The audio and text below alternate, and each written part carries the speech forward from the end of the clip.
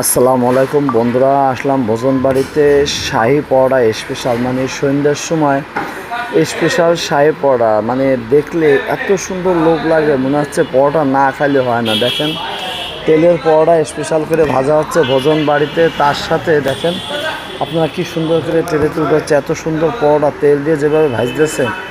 আসলে শাহী পরোটা আছে আপনার সেই স্বাদ, তার সাথে আছে স্পেশাল গ্রিল চিকেন গ্রিলের যে স্বাদ, সে স্বাদের সাথে স্পেশাল পরোটা সেই লাগে।